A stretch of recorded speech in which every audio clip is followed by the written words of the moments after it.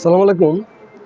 ইরানের পারমাণবিক অস্ত্র বা পারমাণবিক তৈরির বন্ধ করার জন্য একদিকে আমেরিকা চাপ দিচ্ছে, অন্যদিকে ইসরায়েলকে শিখিয়ে দিচ্ছে যে তোমরা হামলা করো, তাহলে ওই মাস আমাদের এখানে আত্মসমর্পণ করবে। দেখুন, ইরানের চারদিকে মুসলিম রাষ্ট্রগুলিতে আমেরিকার সামরিক ঘাঁটি। তাহলে ইরানের ঘাট যদি ভেঙে দিতে পারে, পরবর্তীতে লুটে নিবে মধ্যপ্রাচ্যের সকল মুসলিম রাষ্ট্রগুলির সম্পদ, আমেরিকা এবং ইসরায়েল ভাগাভাগি করবে। দেখুন, জর্দানে নতুন করে আরও মার্কিন যুদ্ধবিমান মোতায়েন, F-15 মার্কিন যুদ্ধবিমান মোতায়েন করছে। এটা ভয়াবহ আক্রমণ করতে পারে 15 দিন আগে। তাহলে এটা আমেরিকা এই যুদ্ধ অবস্থা অবশ্যই জানে, না জানলে এই যুদ্ধবিমান মোতায়েন করলো কেন?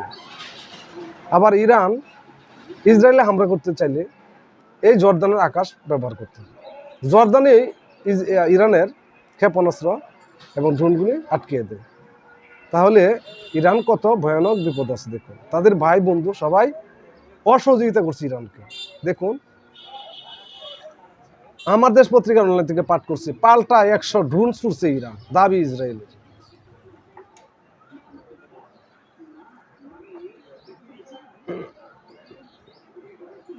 ইসরায়েলের প্রতিরক্ষা বাহিনীর আইডিএফ মুখপাত্র ব্রিগেডিয়ার জেনারেল এফি ড্রিফিন জানিয়েছেন, ইসরায়েলি ভূখণ্ডের দিকে 100টি ড্রোন নিক্ষেপ করছে ইরান। তারা সেগুলো প্রতিহত করতে কাজ করছে বলে জানিয়েছে ড্রিফিন। ইসরায়েলের হামলায় ইরানের সশস্ত্র বাহিনীর রেভলিউশনারি গার্ড এবং ইমার্জেন্সি কমান্ডার নিহত হওয়ার কথা জানান তিনি। এই হামলার পরপরই পাল্টা হামলায় সংখ্যায় নির্দেশে জরুরি অবস্থা জারি করে ইসরায়েল সরকার।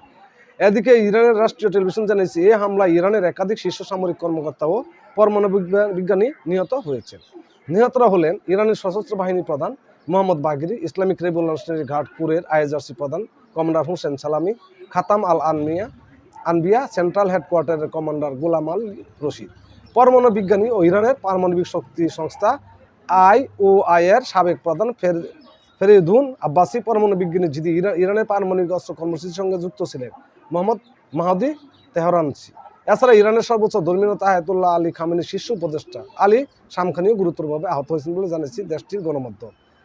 ইরানে ইসরায়েলি হামলার পর তীব্র প্রতিক্রিয়া জানিয়েছে দেশটির সর্বোচ্চ ধর্মীয় নেতা আয়াতুল্লাহ আল খামেনি।